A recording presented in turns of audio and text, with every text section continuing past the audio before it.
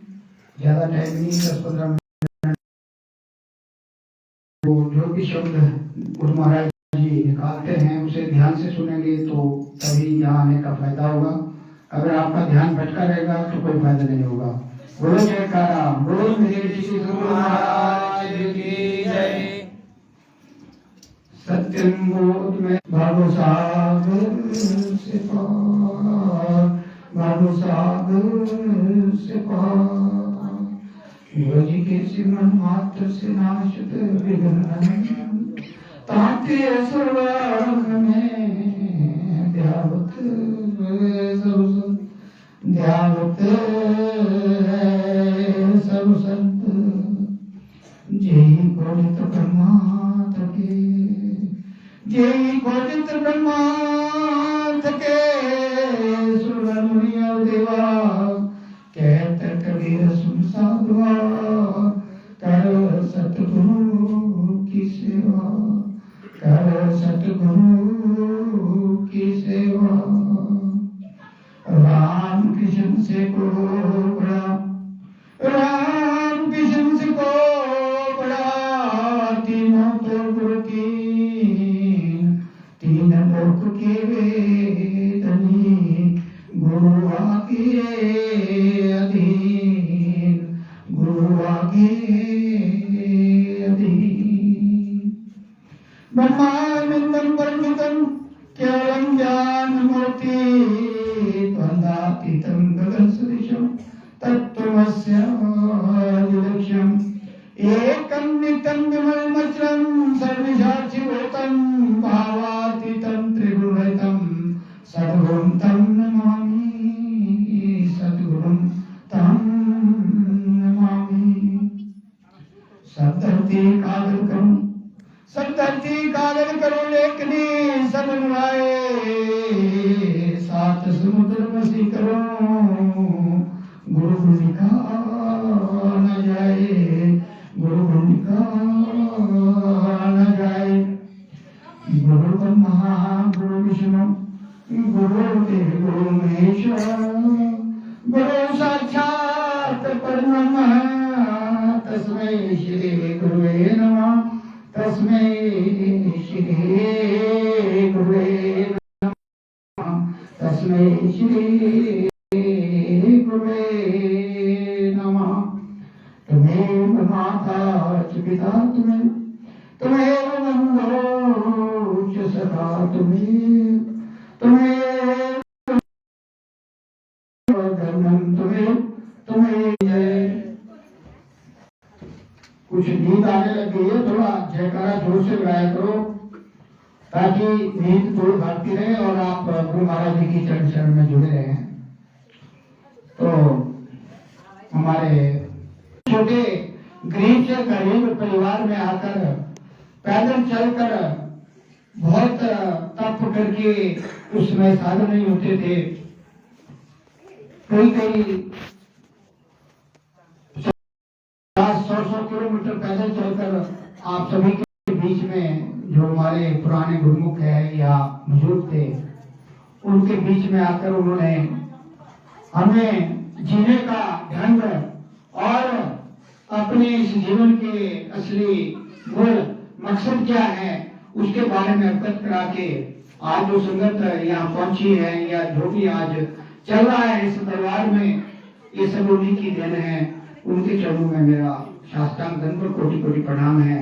और हमारे बीच में साक्षात रूप में बैठे हैं, सोचने की बात है, समझने की बात है और अपने मन को एकाग्र करने की बात है। जब हम एकाग्र होते हैं तो साक्षात रूप में हमारे कोई भी तीनों विभूतियां, तीनों शक्तियों में से किसी के बारे में भी अगर आप सोचते हैं तो सामने होते हैं। ये अनुभव की बातें हैं। तो हमारे बीच में परम आदरणीय मास्टर जी गुरुओं के गुरु के चरणों में मेरा प्रणाम। हमारे यहाँ के मुखिया जो जिन्होंने इस आश्रम में दिन रात मेहनत करके, महात्मा श्री बालक राम जी जो आपके सामने दिन रात लगे हुए हैं और उनके संचालन में चल रहा है कार्यक्रम, तो उनके चरणों में मेरा दंडवत प्रणाम। हमारे से आए हुए सुमित्रा बहन जी और उनके साथ दूसरे विकी बहन जी और भी बुजुर्ग आए हुए, हम सभी के चरणों में मेरा दंडवत कोटि प्रणाम।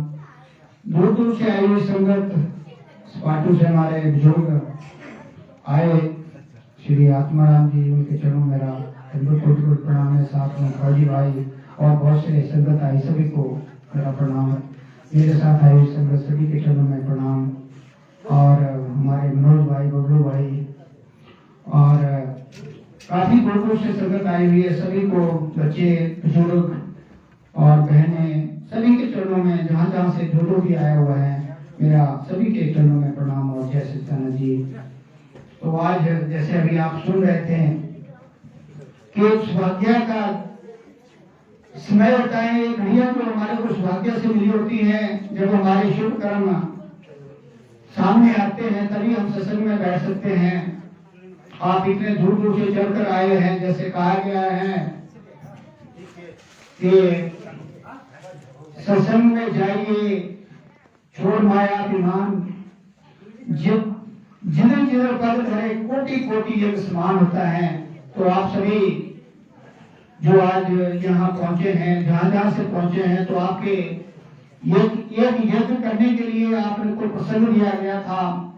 महाभारत में आता है जब पांडव और कौरवों का युद्ध हुआ, तो उसके बाद एक महा अश्वमेध यज्ञ रखा गया था।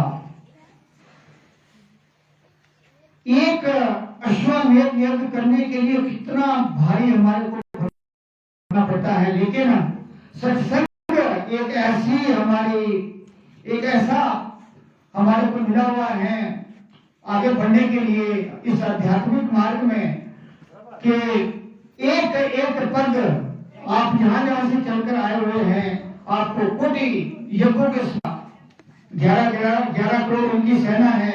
ये बड़े लंबे प्रसंग है, मैं ज्यादा लंबे में नहीं जाऊंगा, लेकिन 11 करोड़ इनके साथ देवी देवता वो जो 33 करोड़ बनते हैं, सत्यतम और रज, तम और रज की तरफ हमारा जब ध्यान होगा तो सत्य हम नहीं बढ़ेंगे, और जब सत्य में होगा तो आप यहाँ बैठ पाएंगे और आपका मन लगेगा।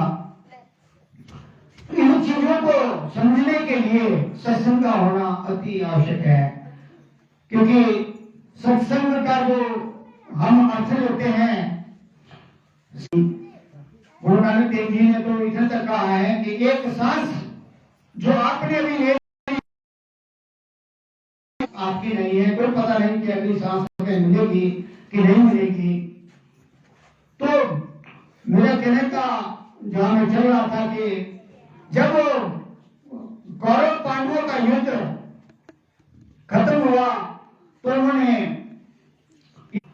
और जैसे हम सत्संग के लिए अच्छे मन से चलते हैं तो उसका क्या प्रभाव पड़ता है, वो उसमें पूरा प्रसंग उसमें दिया गया है कि हुआ क्या कि जब उस युद्ध को रखा गया और जिस दिन लंगर था, जैसे आज यहाँ चल रहा था,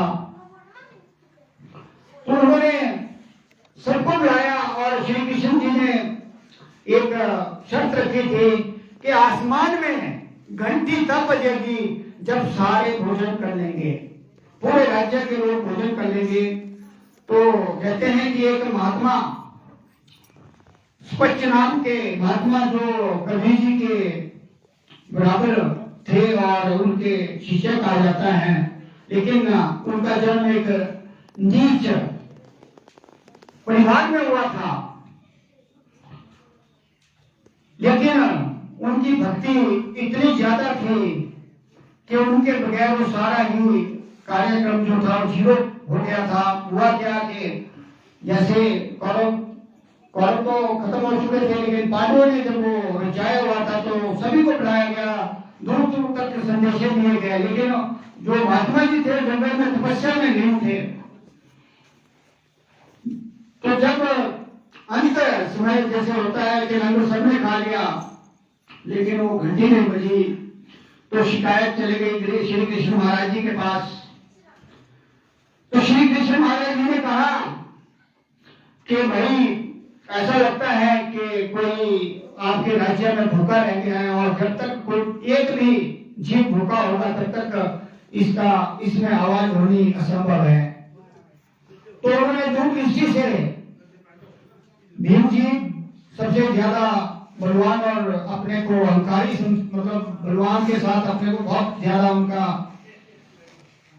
होता ही है। जो बलवान होता है उसमें अहंकार ऑटोमेटिक आ जाता है, जो बड़ी पदवी में जाता है उसमें अहंकार बहुत जल्दी आ जाता है, जिसके पास पैसा ज्यादा होता है उसमें अहंकार बहुत ज्यादा आ जाता है, जो भक्ति में बहुत ज्यादा तत्पर हो जाता है उसमें भी अहंकार आ जाता है। और अहंकार 9 प्रकार के हैं। तो अहंकार हमारी जितनी भी हम कमाई करते हैं उसको लूट लेता है, क्योंकि जो सत्यतम रज की मैंने बात कही, और काम क्रोध लोभ अहंकार हमारे सबसे बड़े शत्रु हैं। बाहर के शत्रु नहीं, अंदर के शत्रु। और मन इनका सब जो क्या बोलते हैं करता धरता है, इनका राजा है, वो इनको चलाता है। और जो हम भक्ति करते हैं कई बार ये शून्य पे ले आते हैं, ऐसे ऐसे काम करवाते हैं। तो इनसे बचने का क्या साधन है? सत्संग, जहाँ बैठे हैं और यहाँ हमारी सफाई होती है। मन के मैल जो हम तरह तरह के पाप मन गुरु महाराज जी, अम्बाला वाले गुरु महाराज जी का, जिन्होंने घर घर में जाकर इस मंडी क्षेत्र में सबसे ज्यादा कार्य किया, आज उनका अवतरण दिवस है। और उनका जन्म 1914 में हुआ है। और जो उनकी आगे की बहुत अगर उनके बारे में कहना शुरू कर दिया तो पूरी रात लग सकती है, लेकिन उन्होंने मतलब अपना जैसे नौकरी करते थे, नौकरी को छोड़कर और जो भी उनके, लेकिन आज बड़ी आसानी से मिल रही है। लेकिन इसको समझना है कि इसका मतलब क्या होता है। लेकिन देखा जाता है कि अभी हमारे मास्टर जी ने इस विषय में थोड़ा थोड़ा बताया कि आज कैसे चल रहा है, कि जिज्ञासा क्या है और कैसे कैसे महात्मा लोग उसका दुरुपयोग कर रहे हैं। हम उसमें नहीं जाना चाहते, सबका अपना अपना कर्म है, सबने अपने अपने कर्म करने हैं। तो जब श्री कृष्ण महाराज जी से प्रश्न किया गया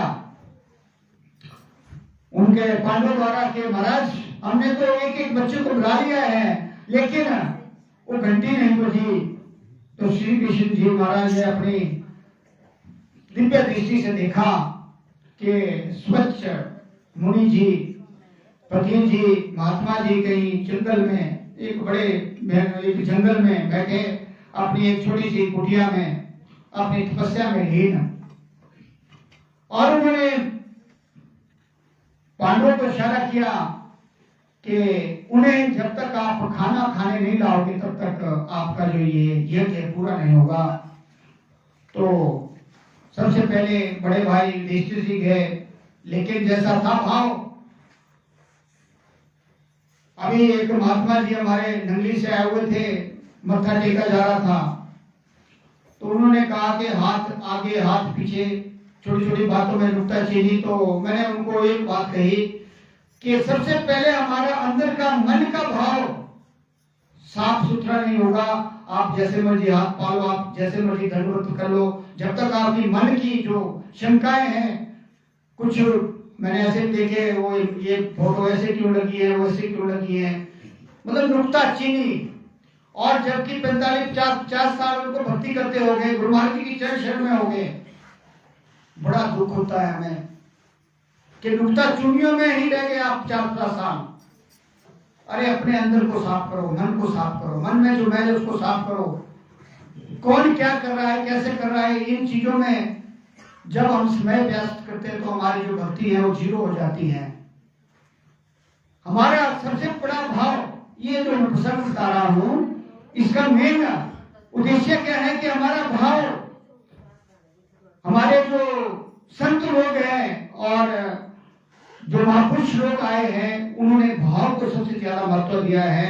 वैसे ही हम अगर कोई दान करते हैं, अगर हम अच्छे मन से 1 रुपया भी देते हैं तो 1 करोड़ के बराबर है। अगर 1 करोड़ रुपया भी हम उसमें मलिनता से देते हैं, उसमें सोच विचार करके देते हैं, तो वो 0 के बराबर है। ये प्रसंग, इसके बारे में बड़े बड़े गाथाएं, बड़े बड़े प्रसंग आते हैं और असल में थोड़े थोड़े बताए भी जाते हैं। तो हमारे सबसे बड़े भाई उनके युधिष्ठिर जी चले अपनी जान में और पहुंच के महात्मा जी के पास, उनके स्थान पे, और उन्होंने उनसे रिक्वेस्ट की कि आप कृपा करके भोजन ग्रहण करने के लिए हमारे राज्य में चलें, हमारा जो कार्य है वो आपके पैर हो चुका है। उन्होंने कहा कि मुझे 100 यज्ञ के बराबर पहले आप जो है पुण्य लाए। तो युधिष्ठिर महाराज जी कहते अभी तो हमारा ये यज्ञ पूरा नहीं हो रहा, तो 100 कहां से लाएंगे हम। तो उनको वापिस सोचना पड़ा। फिर दूसरे भाई गए, उनसे भी यही प्रश्न किया गया। महात्मा जी जब पहुंचे कि आप 100 यज्ञ के बराबर अगर पुण्य देंगे तो मैं चलूंगा, वरना मैं नहीं जाऊंगा। इसी तरह तीसरे, चौथे और पांचों भाई बार बार गए, लेकिन उनके मन में सबसे बड़ी बात है कि संत मिलन को चाहिए तज माया अभिमान, एक पग धरती पर धरे कोटि यज्ञ समान। अब वो जो गए थे, 4 प्रकार के लोग यहाँ बैठे हैं, वैसे ही जहां जहां से जीव आया है वो कैसे कैसे भाव से आया है, वो अपने आप से प्रश्न करना है कि आप किस भाव से आए हैं। हमारे में से कुछ मजबूरी में आते हैं तो आ ही नहीं रहे, वो तो समझ के महापुरुष दिव्य आत्माएं होती हैं जो आई हुई, उनको सब पता होता है, आगे पीछे का हाव भाव ताव तीनों चीजों का पता होता है। तो उन्होंने कहा कि आप ठीक ढंग से नहीं गए होंगे, या मतलब आप कैसे आ सकते हैं। उन्होंने इशारा किया जो मैंने आपको अभी बताया कि माया, अभिमान और मन के विकार है, उनको त्याग कर और एक साधु वेश में, एक बिल्कुल सिंपल सिटी में जाकर आप जब जाएंगे तो कई बात बन सकती हैं। उसकी समझ में आ गया, क्योंकि मैंने देखा है कि कई चीजें परिवार का कल्याण हो जाता है, क्योंकि चंचल भी होता है स्वभाव और बिल्कुल शांत भी होता है।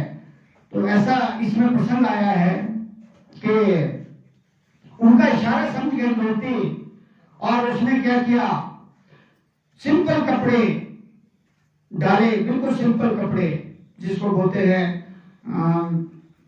जैसे महात्मा लोग हमारे पाते हैं, भाई बिल्कुल सिंपल, और नंगे पांव अपने सिर में ढके एक साधु वेश में उसने अपने को बना के वहां से शुरू किया, और कांटों की शेर से पत्थरों के बीच से नंगे पांव चलते चलते जब उस जंगल में पहुंची तो उसके पांव से मतलब जो है काफी कांटे और वहां से खून निकलना शुरू हो गया था, काफी मतलब ट्रबल में। लेकिन उस भाव से एक मन से एकाग्र होके द्रौपदी वहां पहुंची और महात्मा जी के पास पहुंच के दंडवत प्रणाम किया। फिर साधु बाबा ने फिर वही प्रश्न किया कि मुझे 100 यज्ञ के बराबर मुझे पुण्य चाहिए। तो देखो, ये हमारी मानसिकता, हमारे अंदर से जो भाव होता है, तो उन्होंने द्रौपदी जी ने कहा कि मैंने आप लोगों, आप जैसे महात्माओं से सुना है कि जब हम किसी महापुरुष के पास जाते हैं या सत्संग में जाते हैं तो एक पग का 100 अश्वमेध के बराबर फल मिलता है। ये मैंने आप जैसे ही संतों से सुना है, और मैं इतने दूर से उस भाव से आई हूं, वो आप खुद जानते हैं। और महात्मा जी ने जब अपनी दृष्टि डाली तो नतमस्तक हो गए कि बेटी, आपकी बात सत्य है, आप जहां से चले हैं और जिस हालत में चले हैं, आप साधु वेश में आए हैं, तो आपके पुण्य सच में बहुत ज्यादा, जो मैं मांग रहा हूं उससे बहुत ज्यादा है। तो द्रौपदी ने कहा कि महात्मा जी, आपको जितने जो आपने 100 अश्वमेध यज्ञ के बराबर जो पुण्य मांगे हैं वो ले लीजिए, बाकी मेरे खाते में ले दीजिए और मेरे साथ चलिए। महात्मा जी ने वैसा ही किया और द्रौपदी जी के साथ वो राज्य की तरफ चल पड़े। और वहां 56 प्रकार के भोग बनाए हुए थे द्रौपदी ने। हुआ क्या, यह भाव की बात है, समझने की बात है। और आप सभी समझदार हैं, सभी मेरे ख्याल सारे गुरुमुख हैं, आपको जो विधियां बताई गई हैं और उसको आगे कैसे अमल में लाना है वो हम सत्संग में बार बार बताते रहते हैं। तो वह क्या था कि 56 प्रकार के भोग जब लगाए गए, महात्मा जी को बिठाया गया, धरती में बैठे, टेबल में नहीं बैठते थे, टेबल का रॉयल भी कम था। उन्होंने क्या किया कि 56 भोगों को एक थाली में इकट्ठा कर दिया सारा, उसका वो क्या बोलते हैं हमारे चुम्बर बना दिया और गुरु महाराज जी को भोग लगाया सूक्ष्म और खाना शुरू कर दिया। हुआ क्या, ये समझने की बात है कि द्रौपदी के मन में थोड़ा सा भाव आ गया कि देखो मैंने कितने प्यार से खाना बनाया था और ये महात्मा जी ने इसका क्या किया। अब इसके आगे इसका प्रसंग भी बड़ा लंबा है, मैं वहां नहीं जाऊंगा। तो जब महात्मा जी ने भोजन कर लिया, वो घंटा फिर भी नहीं बजा। वो परेशान हो गई द्रौपदी कि इतना करने के बाद भी ऐसा क्यों नहीं हुआ। फिर चले गए श्री कृष्ण महाराज जी के पास कि महाराज ये तो फिर ऐसा ही हो गया, मैंने तो इतना परिश्रम करके ऐसा वैसा जो भी कहानियां होती है बताई। तो वो हंसने लगे कि द्रौपदी, जब आप खाना दे रहे थे कहीं आपके मन में कोई विकार, कोई ऐसी भावना तो नहीं आई। द्रौपदी ने सच्चाई बताते हुए कहा कि हाँ, मेरे मन में एक छोटा सा विचार आया था। मैंने ये देखा कि मैंने इतने प्यार से खाना बनाया और उन्होंने उसका वो क्या बनाया और खा गए, ये विचार मेरे मन में आया था। तो श्री कृष्ण महाराज ने कहा कि दोबारा से 56 भोग बनाइए शुद्ध मन से और दोबारा से उनको रिक्वेस्ट कीजिए कि वो दोबारा से खाना खाएं। तो उसके बाद समझ आ गई, दोबारा से 56 भोग बने और बड़े प्यार से द्रौपदी ने दिया। महात्मा जी ने वैसे ही उसको जैसे पहले किया था वैसे ही खाया और उसके बाद जो है वहाँ वो आवाज, घंटे की आवाज जो है, पीछे बोलना बंद करें, अगर नहीं अच्छा लग रहा है तो सो जाए। बोलो जयकारा। इससे सारे डिस्टर्ब हो जाते हैं, एक नहीं सारी संगत डिस्टर्ब हो जाती है बोलने से। तो मैं क्षमा चाहता हूँ कि मैं भी डिस्टर्ब हो जाता हूँ, तो थोड़ा सा ध्यान रखें। तो इस तरह से मेरा कहने का मतलब है कि जो सत्संग है, जो आप यहाँ सत्संग में बैठे हैं और अगर एकाग्र मन से आप सत्संग सुनेंगे तो आपको मैं इतना प्रैक्टिकल रूप में बता रहा हूं कि जितनी घड़ियां आप यहाँ लगाएंगे वो घड़ियां आपकी स्वर्णिम शब्दों में उस चित्रगुप्त के खाते में लिखी जा रही है। और जिस भाव से आप बैठे होंगे उस भाव से आपको, जैसे कहा गया है कि 3 से 4 सवेरे उठने से सोना, 4 से 5 चांदी और 5 से 6 तांबा, ये आपने चूज करना है कि मैंने सोना प्राप्त करना है, मैंने चांदी प्राप्त करनी है कि तांबा प्राप्त करना है। वैसे ही जिस भाव से आप यहाँ बैठे होंगे उसी भाव से आपका जो खाता है, चित्रगुप्त जो आपके अंदर बैठा है वो खाता लिख रहा है। हम सभी का खाता, दिन में सत्संग चल रहा था हमारा इसी विषय में कि सत्संग की कितनी महिमा है। सत्संग पर सत्संग वो नहीं है जो नाच गाना या इंटरटेनमेंट है, सत्संग के अंदर से जुड़ना। इस टाइम आप सारे शून्य पे हैं जो सुन रहे हैं, जो आप अपने को समर्पित करके सुन रहे हैं वो शून्य पे हैं, उनको लेना देना नहीं दुनिया में क्या हो रहा है इस समय। और जो इस भाव से सुन रहे होंगे उनका जो वो खाता है वो सबसे ऊपर रहता है, वहां भी वेटेज होता है। जैसे क्लास में 100 स्टूडेंट है तो एक फर्स्ट, एक सेकंड, थर्ड, फोर्थ ऐसे आते 10, 12, 15 बड़े आगे चले होते हैं, 95 से ऊपर चले होते हैं, फिर थोड़े पीछे आते हैं, फिर पीछे आते हैं और फिर पीछे आते हैं। इसी तरह ये जो सत्संग की जो महिमा है, जो मैंने अभी आपको बताया कि सबसे पहले मन को निर्मल करना, मन के भाव को बिल्कुल स्वच्छ रखना। गुरु महाराज जी की चरण शरण में बैठे होंगे तो बिल्कुल साफ सुथरे, कोई भी विकार हमारे अंदर नहीं रहना चाहिए, ना ही हमारा मन इधर उधर भटकना चाहिए। उससे हमारे को कितना फायदा मिलेगा, वो सारे जितने भी हमारे महापुरुष लोग जो आपको मैं बता रहा हूँ कि एक घड़ी आदि, आदि से बुनियाद, तुलसी संगत साल की कटे कोटि अपराध।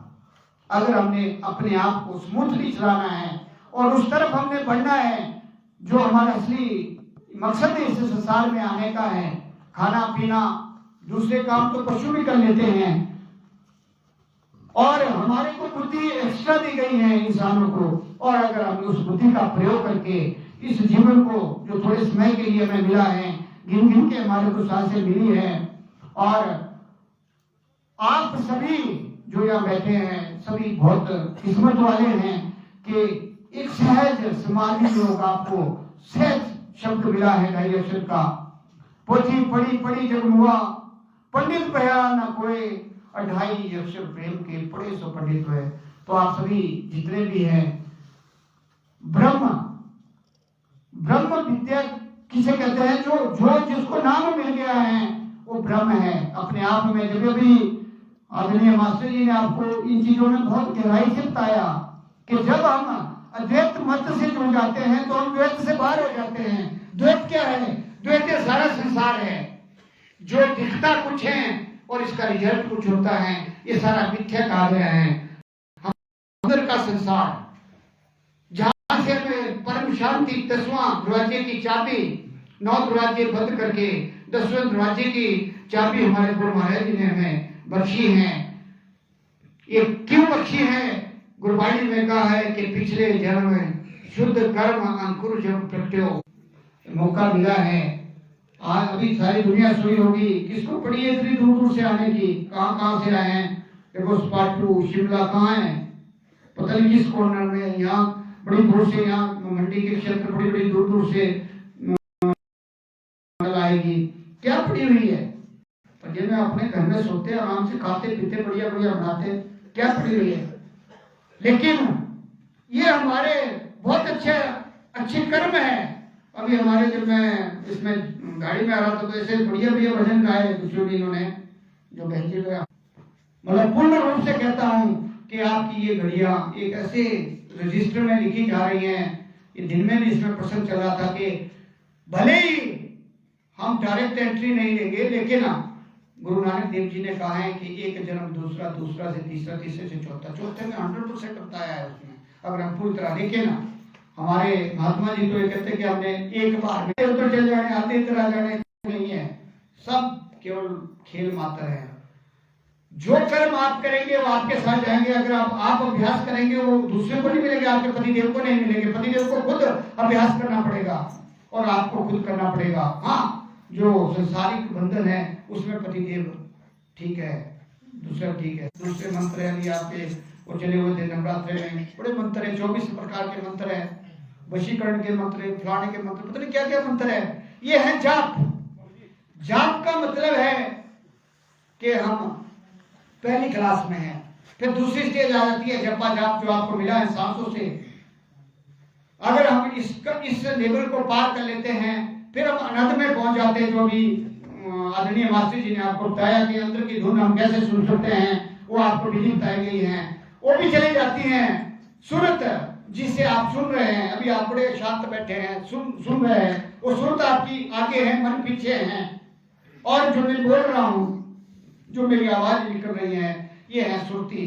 जब सुरती अंदर एक शब्द चलेगा, जब आप अभ्यास करते करते चलेंगे, जो शब्द और सुरत जब दोनों का मेल होगा, क्योंकि हमारा सीधा कनेक्शन उससे होगा शब्द, तो आप जहां मर्जी बैठे होंगे, अभी बैठे होंगे, किसी भी हालत में बैठे होंगे, वहां बाजा बज रहा होगा, वहां ढोल बज रहे होंगे, लेकिन आपका जो सीधा शब्द से जो आपकी सुरत है वो आवाज सुन रही होगी अंदर। जब हम इस स्टेज पे पहुंचेंगे, ये स्टेज हमारी लास्ट होगी, हमारे जो भार के विकार है शून्य पे होंगे, और जब हम इस स्टेज में पहुंचेंगे तो हमारा जो है कल्याण समझो। तो जब हम अपना रास्ता जो आगे के रास्ते हैं ऊपर की, जब ये उन्होंने बताया ना कि कौन कौन सी स्टेज आएगी, महापुरुष जो हमारे जैसे हमारे गुरु महाराज जी थे वो किस स्टेज में थे, वो किस क्या नाम स्टेज में थे, तो ये अलग अलग हैं।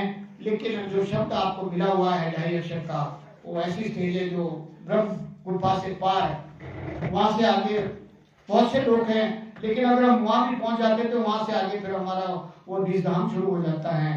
आगे की स्टेजें फिर बनती रहती हैं, वो हमारे वो आगे की बातें हैं, वो अपने आप समझ आ जाती है। जब आत्म साक्षात्कार हम सबको जो भी है जिसको भी होगा, आत्म साक्षात्कार जब होगा तो अपने आप समझ आ जाए कि हमने कहाँ से कैसे गुजरना है।